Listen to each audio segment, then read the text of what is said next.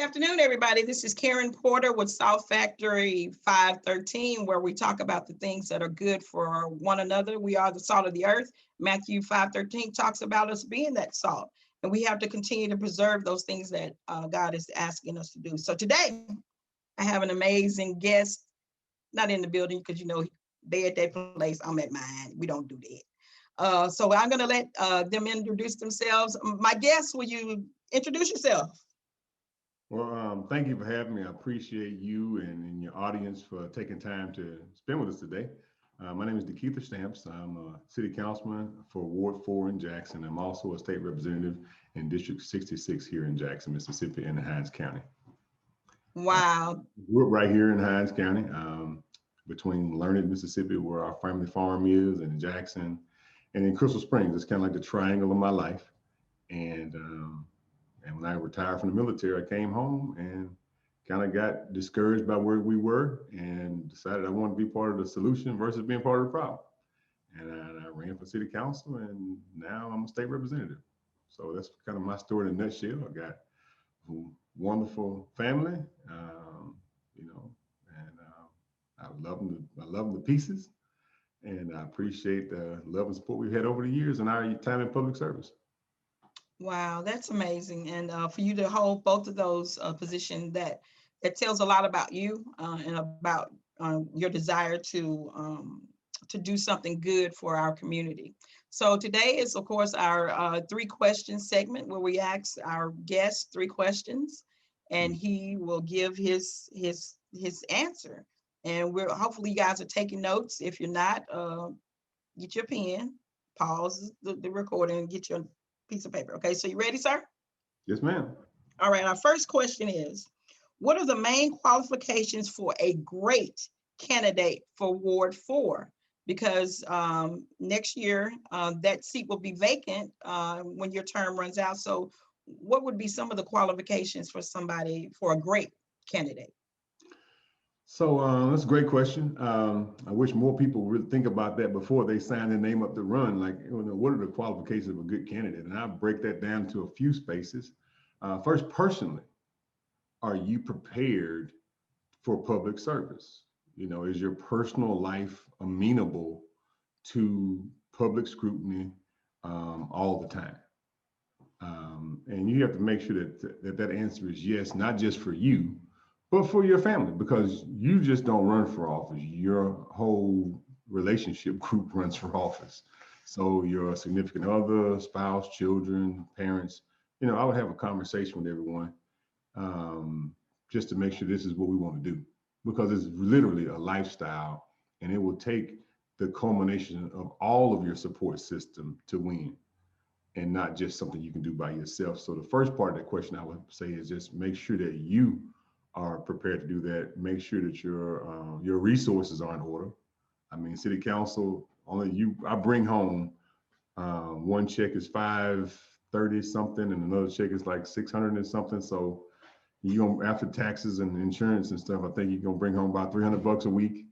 So you have to determine, can you finance your life with that? Me, I'm blessed. I have a retirement. Well, first I have I got my own business. I have retirement. I get a check from the VA every month. My wife works, so that combination allows for me to, aggressively pursue public service as a lifestyle, because it's not a part-time job. It's not 2 meetings a month. It literally absorbs the bulk of your life on the Jackson City Council. So the first part of that, I'll make sure that my family life will make me a good candidate. My economic will make you a good candidate. But then also, are you prepared to deal with people? You have to literally love people enough to love them through their issues, because as a council person, you don't really have the power to solve their problem, but your job is to represent people. So the next qualification for a great council person for Ward 4, do you truly love people? And do you want them to have a better life? And that will, when they call you mad, fussing, cussing, and all that, do you love them through that to represent them on the issues that they may have? And that would be the next qualification. And the last qualification is, Is this something you really want to do? And I would make sure that that's what you really want to do, because it's not, people see the news and that kind of stuff. That's 1%. You know, 60% of the job is reading. So if you're not ready to sit down at night and get some bags underneath your eyes, reading gobs and gobs of material, and then about 45% of the job is out dealing with people in the midst of their pain. Mhm. You know, so, tornadoes, hurricanes, sewer backed up in their house. Somebody just shot my child. Somebody just shot my dog. All those kinds of issues, dealing with people right in the midst of their pain. So, if you're not, those are the things I would separate out that would make a good candidate. And if you meet all of those, I would encourage anyone to pursue public service. Wow, that is a lot and a little at the same time. And when I mean a little, when you talked about that pay, I was like, what? Because I think people think that, you guys are balling out and all this other stuff. And I'm going like, no, bro, you better look at the paperwork. So I know that one of the things that, and I don't want to get ahead of myself, Mhm. but you were saying that it's a part-time job, but it has full-time hours. So Mhm. you really just have to look at that. And I appreciate you saying that. Mhm. Um, that is just, it's good information. And I thank you for your honesty. Because a lot of us do think that it's something else, and that you guys are doing something else. So I appreciate that. No, my phone rings from the time I wake up in the morning to to the time I go to bed. So That's it's wild. not. It's city council is really, especially in Jackson, it's really a labor of love, because the issues are thick. Mhm. The issues are real thick. Well, it's almost like you're a pastor, Kind of, sort of. and the same about the same amount of money that some of the smaller church pastors make. You know how that is. You're like, you ain't got making enough, but that's what you are. Yeah. Wow. Okay. Are you ready for question two? Yes, ma'am. All right. What are the roots of some of the issues that plague Ward 4? What would you say those are? So to give the proper scope of Ward 4 goes from Northside Drive and Livingston Road through Powell Middle School, Grove Park, come back around through Northwest Hills and the Queens and down Officer Thomas Catchings Drive, South Drive area, the bottom, and West Haven community down through West Side community, across Highway 80. And you cross Highway 18 and you get to Cedar Hills and Brook Hollow and Willowwood and Cedar Hills and Western Hills, and it goes all the way to Sidewell and McClure. So the range of issues that goes across that area are vast. Um, just from that map that I just articulated shows that we're gerrymandered. Yeah. Gerrymandering is one of the worst things that's happened to Ward 4 in history, because we're just divided so far. To go from Northside Drive and Livingston Road to Sidewell and McClure, you're dealing with so many different types of people, so many different issues that people have, and so many social demographic things. So you have to have a range of mindset to deal with the range of people and issues that are going to plague the ward. You share some of the areas with several council people, like up towards the northern part. You share the area with the Ward 3 council person and the Ward 2 council person. Mhm. Towards the middle, you share the area with Councilman Tillman, and at the bottom, you share with Councilman Banks. So you work collaboratively with your other council colleagues to try to resolve issues. But the main issue is disinvestment. Disinvestment by the city. Mhm. The city itself has disinvested from Ward 4 over $1 million a year, almost $2 million a year, just from the Grand Gulf Fund. So there's millions of dollars being sucked out of our ward and deposited in other people's wards, and Wow. they do that, and have been doing it for a long time. So we talk about disinvestment, and you ask what's the biggest issue. The first is gerrymandering, the second is disinvestment, and you're fighting against people's economic interest to continue to disinvest from your area. And that's what they're doing. And so that's been perpetuated because of the votes. When other wards vote together and you're on this side of the fence, they paint you as maybe being a little argumentative or don't want to get along with everybody. And no, you're taking my money. Right. So That's where you get the articulation of pain from a Councilman Stokes in his unique way, or the way I articulate that pain in my way. But it's all because of being on the opposite side of a 4-3 vote. Wow. And that's why West and South Jackson are suffering the way it's suffering, because of disinvestment, not just by people and residents who have lived here, who moved away, or people whose children moved away and then come back.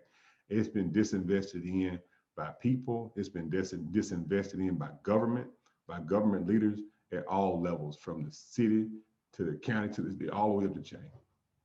Wow. So those That, are the major issues, that, we lost the Metro Center because of disinvestment in things that the city did.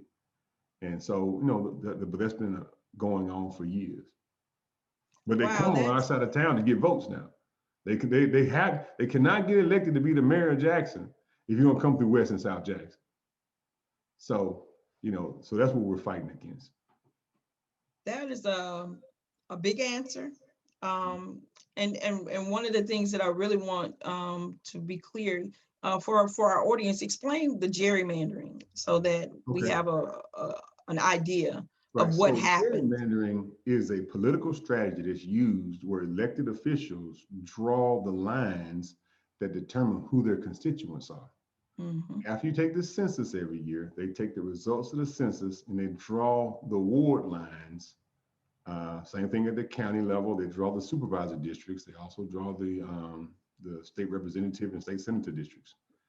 Gerrymandering in our community makes it so that you cannot adequately serve people. As Ward 4 City Council person, it is very hard to go all the way from Northside Drive and Livingston Road to Byram. See, we're not like other wards that has a block of population. So now you got, stable representation. You can do things that everybody can get behind.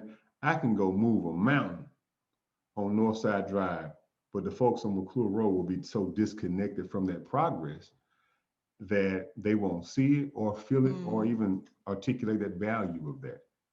Mhm. But other people who live around the area will. See, when you have centralized voting areas, that means that now you can build community leadership. You're not splitting neighborhoods in half, and you can effectively serve people and deliver deliverables back to people. Look at Mm. every stable neighborhood in this city. Their voting areas are more stable. Look at Ward 1, look at Ward 7, look at Ward 2. Those wards have been drawn, even Ward 6 to a degree, is centralized to a certain area of town. So when the community comes together trying to get some things done, they're not all over the place. Right. Ward 4 being gerrymandered, I got to figure out, okay, this is my strategy for Northside Drive. This is for Martin Luther King. This is for Capitol Street. This is for Highway 80. This is for Highway 18. This is for McDowell Road. This is for Raymond Road. This is for McClure Road. And so it scatters you all over the place. So now your results, if you do get any, are so thinly spread that people can effectively see the progress of the fruits of your work. Thank you for that explanation. And I see how it has plagued our, Mhm. our ward and why certain things appear to be what they are. Mhm. Um, and I thank you for being that voice, for us and then explaining it to us as well, because I think once we all are on the same page, we understand certain things, we can move forward. It's almost like a good defense or a good offense. Mhm. If everybody's on the same play, we can run it. But if Mhm. y'all doing two things on that side and we doing two, it's rough. So Yeah. I appreciate that. I really, really do. Okay, we're down to question number 3. Okay. Mhm. All right. This is a big one to me. It's a big one. What do you wish you had known prior to becoming Councilman Stamps? Um, the answers to questions 1 and 2.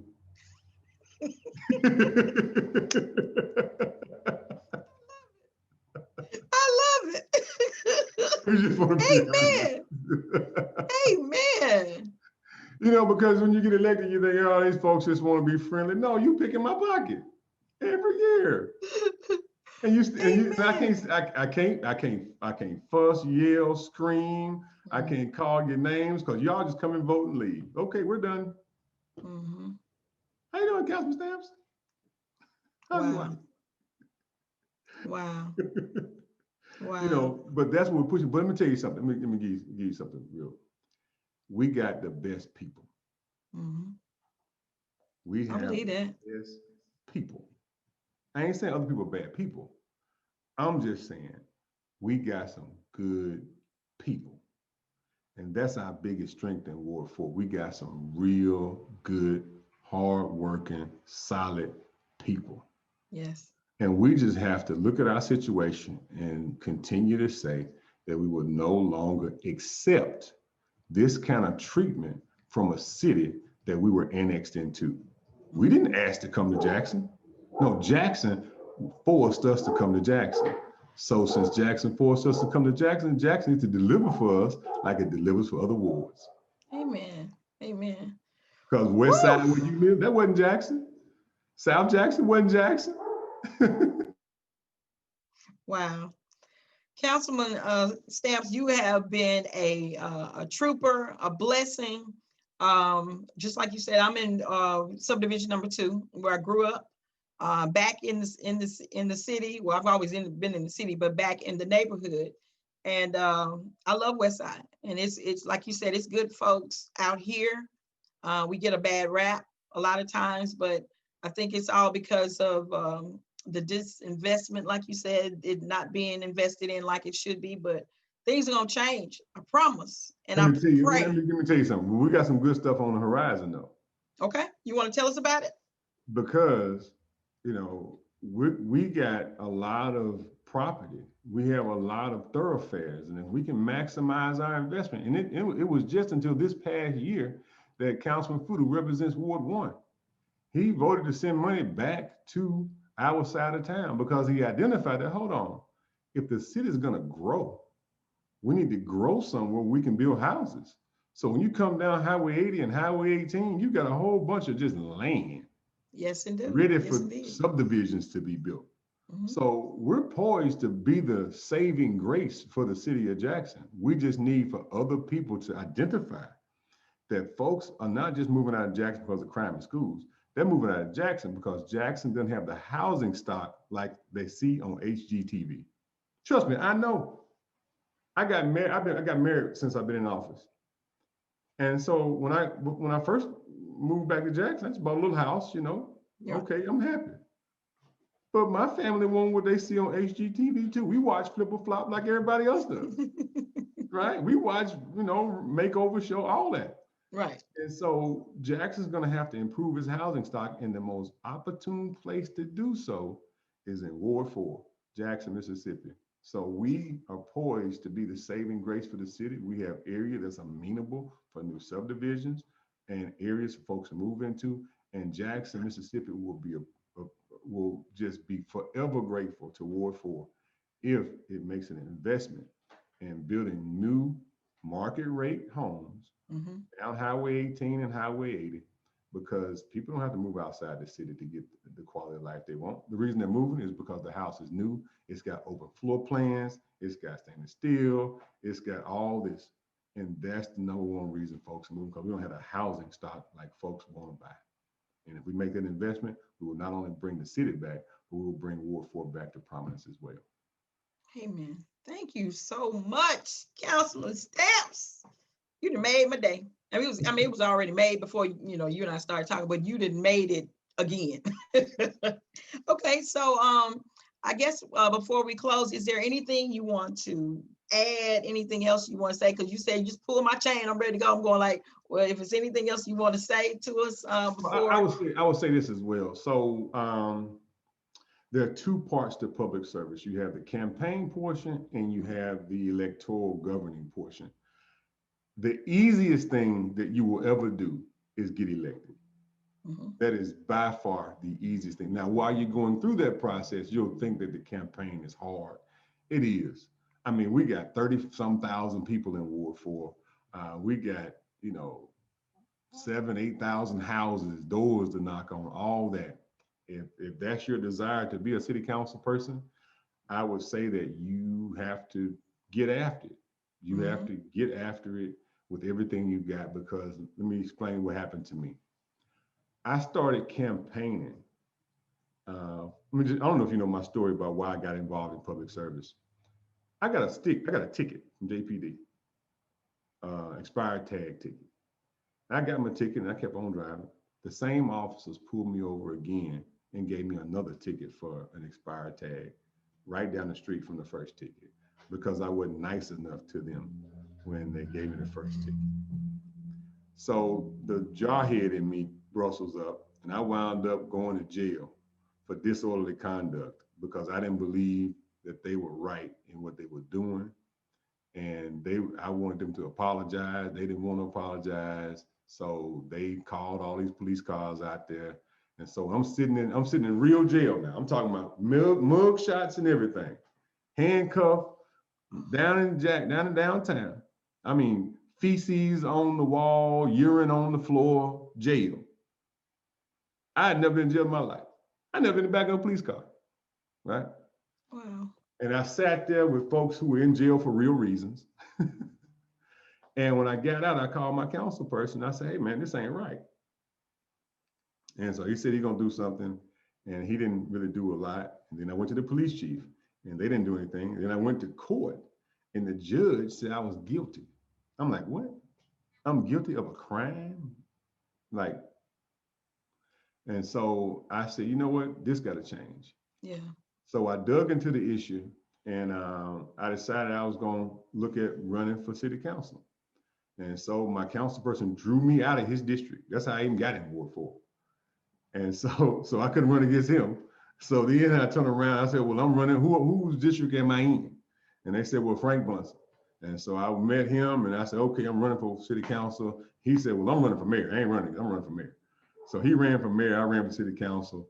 And when I got into the process, I started realizing all these other problems. You know, I have never gone back to even address my issue. Right. Because I got exposed to all these other issues. And here we are almost 8 years later. I still ain't even thought about my issue no more because of all these other pressing issues, because we got people living in houses with no doors and windows. We got people living in a house with no water, who running water hoses from next door into their bathroom to get water and paying on their neighbor's water bill. I mean, that's how level of seriousness the disinvestment is happening and the lack of jobs in our area. We got people living in houses. I got somebody living in a house that ain't had running water in their house in 8 or 9 years. Okay. Wow. And we got other people talking about they want fiber speed internet. I got people who ain't have water. I got people who don't have, sewer. I mean, we got real issues. And so I've been engulfed in those issues for the last 8 years. They may not be sexy, but they're important. And that's what's going to happen in the city. We're going to get back to basic services to deliver the basic needs that people have before people can even trust us to some more futuristic and this other new age stuff. We can't even get the trust of the people until we can deliver basic services. And that's why, as a city, we got to get back to basics and focus on getting the basic stuff right until we can be trusted as a government to get some of the higher level stuff. So that's good information, and it's sad too, but it's good information. And then the story to get you in there, a lot of times, and I'm glad that you and I are having this conversation, but I think now if that council person had never drawn you out of that that ward, we probably wouldn't be on this we wouldn't be having this conversation out right now. So because I would have won. You would have won the other ward though. So I still been in public service. Yeah, but I would probably be, well, you probably be mayor by now for two. So so whoever would have been over here, I've been mad. I've been battling them, probably going like, what are you doing? It all works itself out, dude. It does. I thank you for the lines that he did, whatever he did. It all works itself out. Kind of dirty, but that's all right. That's okay. Hey, we still friends today. It's all good. Hey, it all works itself out. I may not have got in if I ran against him. I may not have won.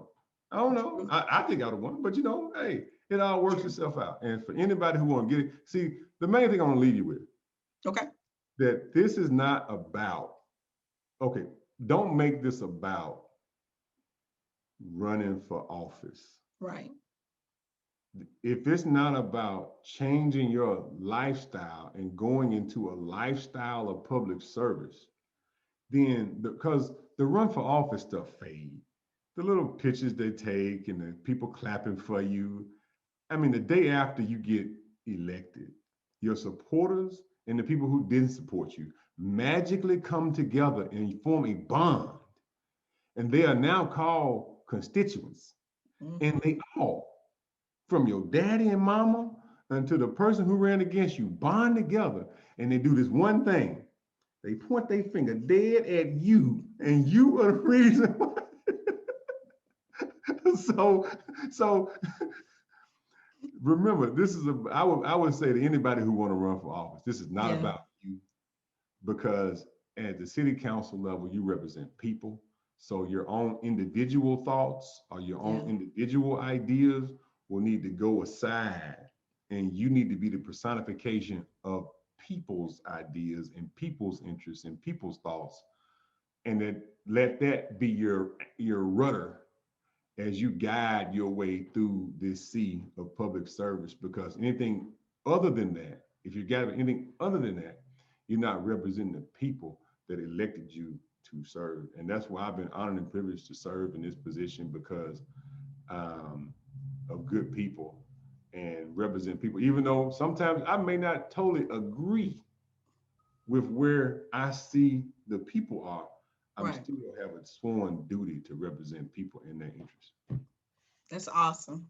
Thank you for that. And I want to really, really thank you for coming on today. And if there are people out there that are thinking about public office, even if you're in Ward 4 or Mhm. any of the other wards, because all of them are up next year. So Mhm. think about it. Consider everything that Councilman Stamps has mentioned today, and rewind this tape over and over again, especially if you're a young person. When I Mhm. mean young, you're in your 20s, you're in your Mhm. 30s, and you just kind of you just tired, you all tatted up, but you Mhm. care about your community. It don't even matter. It's time Mhm. for a lot of us to stop making our assumptions about who you are as a person. Do your thing. If God calling you to do it, bruh, sister. Okay. So last thing, any information you want us to give us about where you are, what you're doing, if people need to contact you, want to contact you, please give us that information to us. Oh, ain't hard to find. Everybody know. Just Google me, Keith Stamps. We got all the social media stuff. You give our office a call at 601-960-2052. Send me. They, trust me. If you're in Ward 4, you know my number. Oh, that's the other part to it. Are you ready for 30, 40,000 people to have your cell phone That's it. That's number? it. That is They it. gonna And text, call, Snapchat, post, and tweet, all kind of stuff. So, I know that one of the things that I love about who you are as a person, you're accessible. Even on our neighborhood calls with the West Side Civic mhm. Club, you're on those and you're answering questions, and we really appreciate that. And we pray that the next person that fills your seat and your shoes will be just as passionate about Ward 4 and progressive as well. And of course, compassionate. So we really appreciate you, sir. Yes, Thank you ma'am. for joining us. And I'll leave you, I'll say, hey, for everybody who's listening, rewind the recording again, get all the notes that you need, and think about public service and think about serving others in some capacity. Mhm. Councilman, thank you so much. Take care. God bless and Godspeed. All right. See you later.